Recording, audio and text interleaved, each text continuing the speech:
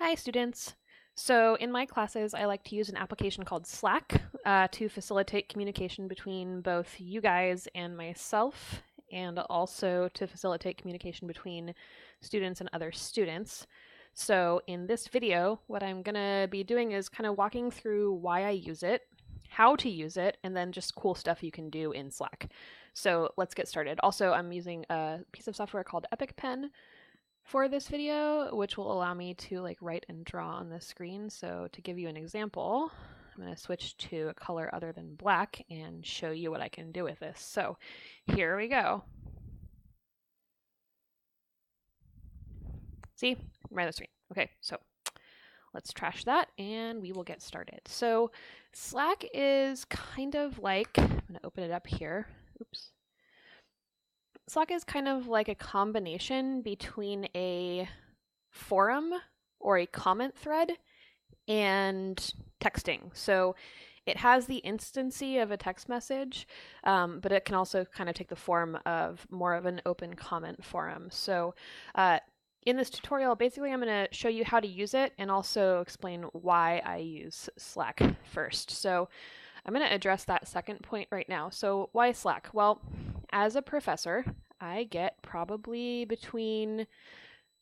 ballparking it right now, between 75 and 150 emails every single day. And those are emails from my colleagues, emails that are college-wide, also emails from publishers and people who want me to adopt content for from their publisher or whatever. I just get a lot of emails, and a lot of those are student emails too. It's just that in the onslaught of emails I get, it basically functions to sort of reduce the speed and efficiency with which I can respond. So one of the reasons I use Slack is because when a student messages me on Slack, and I'll explain how you should do that in a little bit, I have a desktop app, which you can see here. So this is Christina's Clark College Classes. So my handle is kind of like an Instagram handle or a Twitter handle. So I am at Prof. Howard, and you will invent your own handle when I invite you and you sign up. So if you want to address me on here, you can just write something like at Prof. Howard. There it is. What are we covering in lecture today? I am sick. And so you're seeing some introductory stuff just because I just created this channel for a specific lecture section, but this won't be the case for when you see it. It'll be different. So I set the channel purpose, and then basically you're just free to ask me things on here. So you're going to see me talking to myself a bunch during this video because there aren't any other students that are currently enrolled. I made a blank shell just for this purpose, but you can do things like this. And then when you send messages like this, what happens is I get a little notification both on my computer and on my cell phone, which I have a smartphone and I text and do all the normal modern technological things. It enables me to respond in real time to whatever query is being posed as though it were a text message. So that basically makes it so that when somebody asks a question, I'm able to get to it much faster because I can literally just get on my phone and rattle off a reply and then put my phone back away. I don't have to log into email. I don't have to sit there and slog through other emails that are cluttering up my feed. Slack is something that I use only for my classes. So it's a really good way to get in touch with me about course-related questions for that reason. So that's just one example of what you can use it for. So what are we covering in lecture today? I am sick. So then I would say something like, and I would at you. I'm not going to at myself because that doesn't serve any purpose. But let's say that this was a question from a student. I would say, at student, we are covering the integumentary system. See YouTube video for lecture screencast. And voila. So that would be me responding to a hypothetical student asking about what was happening when they were out of class sick. So it's really, really fast. It's really, really efficient. And it has a lot of installable apps and other cool stuff that I can do to it. So I like it for that reason. So that brings us to the question of why use Slack at all? Why don't I just stick to email? Why don't I use other methods of communication? So first of all, and I want to emphasize this very strongly, and so strongly that I'm going to actually write it on the screen. Slack is for course-wide communication only. So something that you should not do, because it's actually not permissible within the computing use standards for our institution, is don't direct message me on Slack. So if you have a question that is okay to ask in an open forum, just as you would ask in class, let's say you raise your hand in lecture and you say something to me that you want an answer to, that's public information. So there's a lot of accountability there, and that's good. The university's computing standards state that I have to archive all communications with students that are private, and I can't do that on Slack. So if you have a question that's specific and that you want to be kept away from other students' view, you need to email me still. But let's say you have a general question about when something is due, or what we're doing in class, or just a question that you feel like maybe other students might want to know the answer to, because anatomy and physiology is difficult. The Slack channels are a really good way to ask me those. And oftentimes, if I don't get to your question immediately, like let's say it takes me 20 or 30 minutes because I'm lecturing, a lot of times another student will know the answer and they will answer your question before I get there. And then when I go into Slack, I can see that they've answered correctly and say, yeah, what they said, they were correct. Go with that information. So while it's really useful for getting in touch with me and making sure that I get back to you in a timely fashion, it's not a place to send me private messages. That has to happen on Clark email for rules-related reasons. So that's really important. Okay, so let's go back to general Slack stuff. The other reason I use Slack is privacy. So think of a time when you wanted to form a study group. So study groups are really important. They help student success a lot, especially in difficult courses. But in my experience, a couple different things have happened with study groups. One of those things is that students will exchange phone numbers and text and send, create big group chats or whatever. That's fine, but then your phone's constantly blowing up with group chat stuff and you can't really customize those notifications. So one of the reasons I use Slack is both for your convenience and also for privacy. So if you are messaging other students using Slack, you never have to give them your phone number or even your email address. So if you end up interacting with a classmate who you don't want to continue communicating with after the class has concluded, Slack protects you from having to do that. So that person doesn't have your number in perpetuity forever now. All they have is your Slack handle, and the Slack channels for the class go away when the class is over. So if there's somebody in class that you just don't want to have your information forever, they're not going to, but you can still communicate with them during the class. It's great for that reason. The other reason is that another way students communicate with each other and sometimes with me is using group emails, but then you get into the endless reply all nightmare where everybody is always hitting reply all, and then your phone is just blowing up with emails that may or may not relate to you. So in Slack, notifications are very customizable. So on the phone app and on the desktop app, which you're seeing here, you can select which things you want to receive notifications for and which you don't. And it's extremely specific. So I can make it so that I can't see any of this in notifications, or I can make it so that every time anything happens in any of these channels, something pops up for me. So that's another reason. The other reason is it facilitates a really positive learning environment. So anatomy and physiology is a really hard course. The content is just difficult.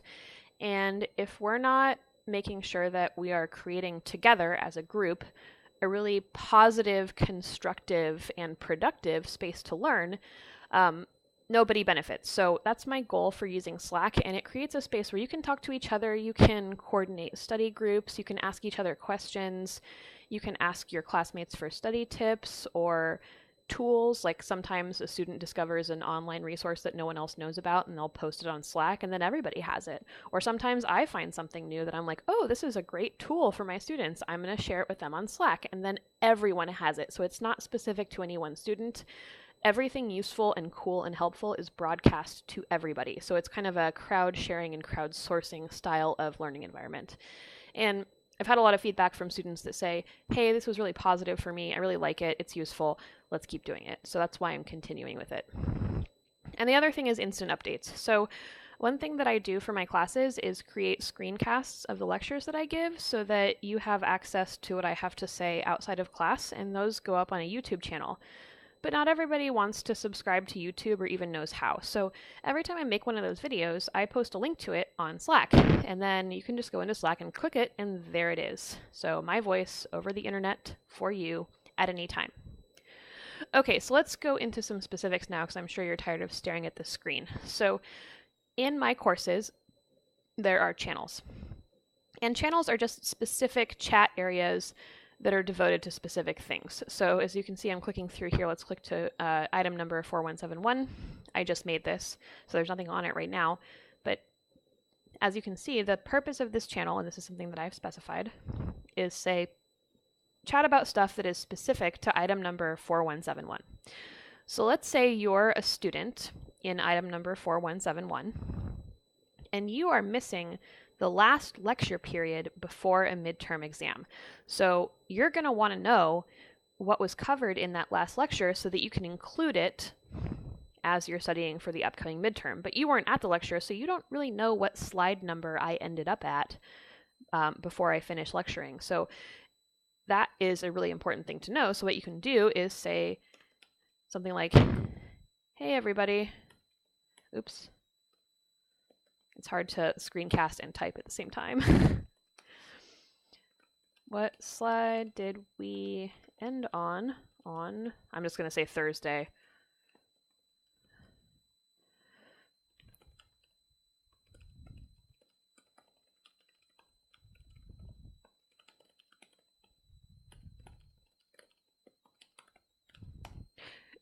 So you can say something like that, and then everybody has an opportunity. Sorry, I had to pause the video because I had to cough, and I didn't want to cough directly into the microphone. So that's one example of something that you can do in the dedicated channels. So when I invite everybody to Slack, everybody will automatically get invited to General, which is the broadcast channel. So that's going to be a channel where everybody from all of my sections for that term can talk to each other, and also the random channel. So I'll go through the specifics of those momentarily. Another function that you can use is I have enabled an application called Giphy, and this basically allows you to respond to each other with animated GIFs. So let's try that out. So if you want to respond with a GIF, let's say somebody answers your question. So I'm going to artificially answer the question posed here. I'm going to pretend I'm another student, and I'm going to say at Prof. Howard, we ended on slide 42. It covered exocrine glands. Awesome. So if this student responds, and then I, the student who posed the query, want to thank them, for example, I can type / and you can see a bunch of different options come up. So this is a really useful tool because you can get suggestions for things you can do. So GIPHY, that's the app, and then you have to put a space, so you can't make it all one word. And then I'm going to say Giphy / Giphy, thank you. And then you hit enter. So what happens is you get a window that is only visible to you, and it gives you the opportunity to either select the GIF that comes up, or you can shuffle through random ones. Serendipitously, this one is a guy standing in front of what appears to be anatomy-related subject matter. So this is a section of a female pelvis, and this is something that says vertebrae and skeletal systems and stuff. So this seems really appropriate, and it's funny that it came up because I didn't select that. But I'm gonna hit send,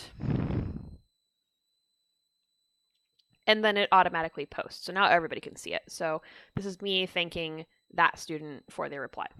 So that's one thing you can do. Another thing that I can do, but not you, is create polls. So I can say / Polly, which is the application, and then I can say things like, how would you like to review? And then I can add options. I can say option A, let's play Jeopardy. Option B, Q and A session. Option C, go over study guide. Or option D, no review. And then I can submit. And then the poll is up.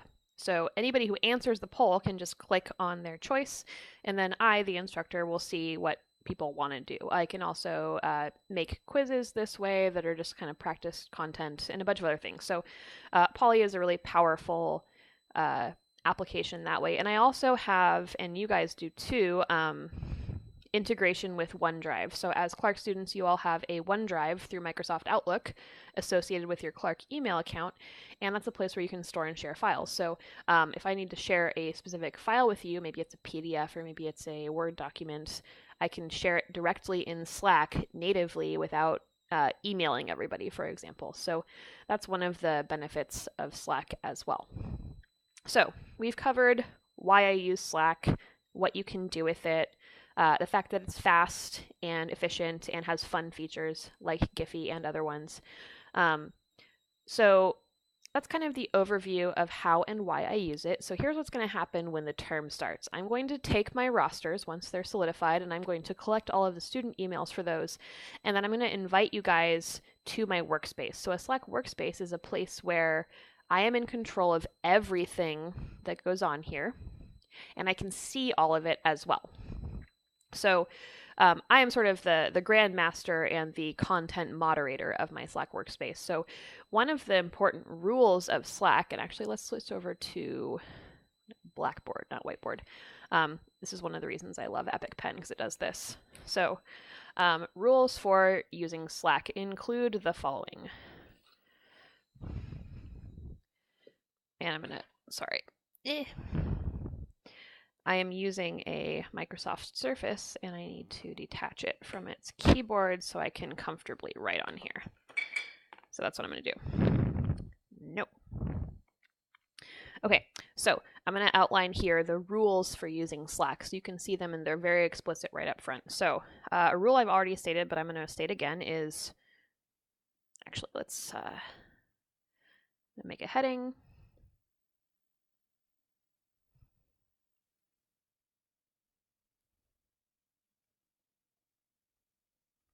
Rules for Slack.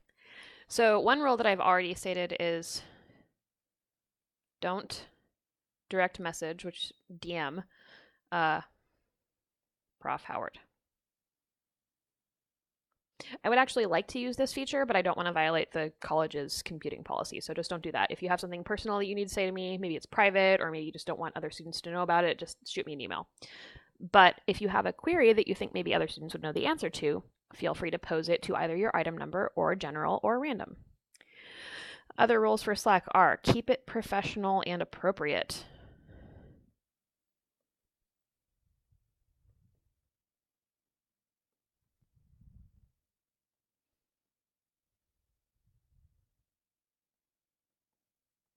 So this is really important because presumably you are taking anatomy and physiology because you want to be a clinician of some kind. So practicing ethics and good bedside manner is an important part of your careers, and that skill set needs to start here. So it's totally okay to be funny on Slack, but you need to do it in a way that's appropriate and professional. So imagine Slack for my class is like a work environment where at work, when you go there, like, yes, you can be funny, but you can't be inappropriate, and you can't be a bully, and you can't talk negatively about individual students, and you can't be aggressive, and you can't swear, and you can't be just any kind of inappropriate. So this is really important to preserve our positive learning environment. So I take that really seriously. Also, I can delete any comment you make at will. So if I find something that is inappropriate, I'm going to immediately delete it, and then I'm going to send you an email saying, hey, what you said wasn't cool. I need you to comport yourself professionally on Slack, or we will have consequences for that. So make sure that you're doing that. It doesn't have to be somber. It just has to be professional. Other rules for Slack are, there really aren't any. So as long as you obey those two sort of central tenets, don't DM me and keep it professional and appropriate, that's all you really need to do. So let me now walk you through some of the channels that we have available. All right, so going back to regular mode, I'm going to reattach my screen.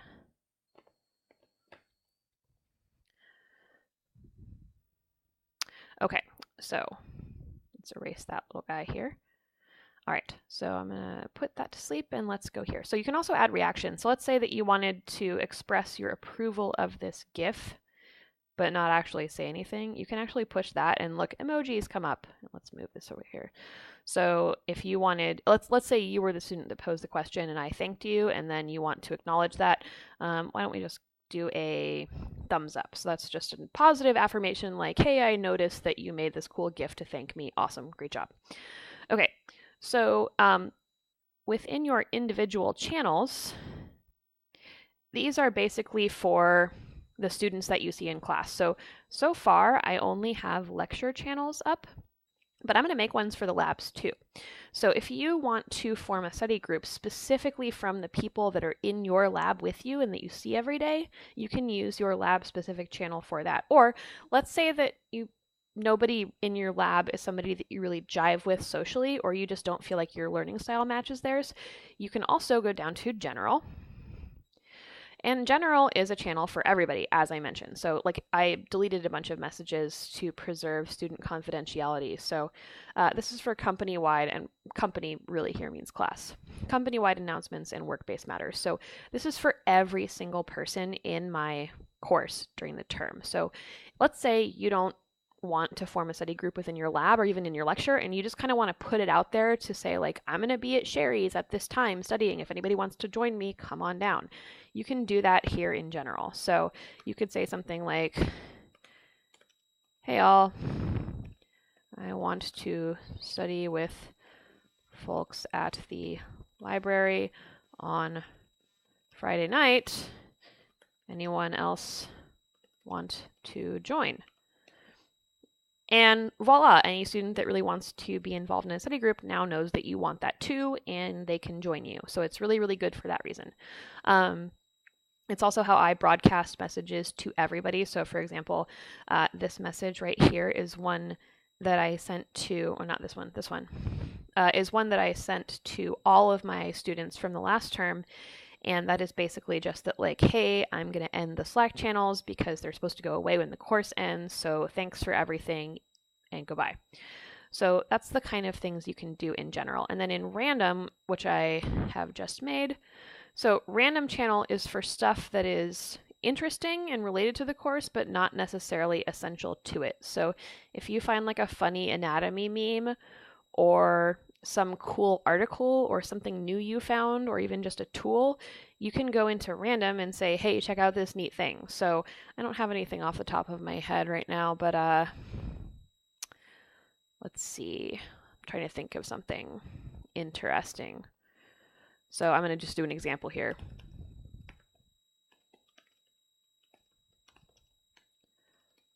Oops.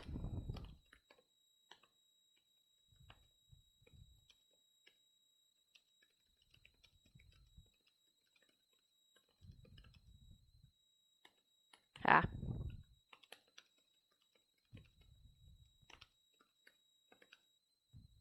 Oops.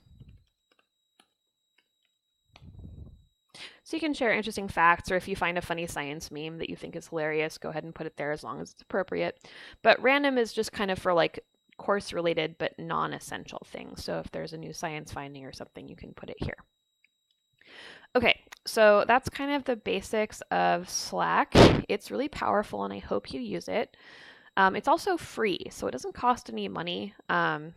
If I want extra sort of bells and whistles, I will pay for them, but it's never something that's going to have you spend money. So it's good for that reason. Also, I want to address Here's my notifications pane. So now, right now you can see that there's a little bell and it has little Z's above it. That's because I'm on break and I'm not responding to notifications right now because I'm not technically supposed to be working, even though I'm making this video. So let's click on that. So do not disturb is on, and here you can see my little sleepy face emoji, and I have it paused until tomorrow at 8 a.m. So one thing that you can do with notifications is you can actually set time parameters for when you want to be disturbed or not. So what I've done here is said, hey, Slack, I don't want any notifications between 5 p.m. and 8 a.m. So when I'm not at work, for example, I just don't want to be bothered with this, so just don't do it right now. And that's because I'm on break, so it'll be different during the term. But you can adjust the schedule, you can resume notifications now, you can do all kinds of things. You can also go into your own settings by clicking on your name, and you can set a status. So I can say, I am vacationing. I'm not really on vacation. I'm still in town. I'm just not at work. So I can say, I'm on vacation. So if you email me or Slack message me and you say, hey, Prof. Howard, blah, blah, blah, it'll just pop up and say, she's not here right now, so go away. So you can do that. You can edit your profile and account. You can edit your preferences. So in here, you can see things like, let's go in here. I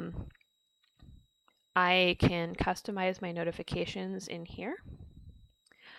Currently I have it saying use different settings for my mobile devices. So I have specific settings for my phone only. They don't apply to my computer.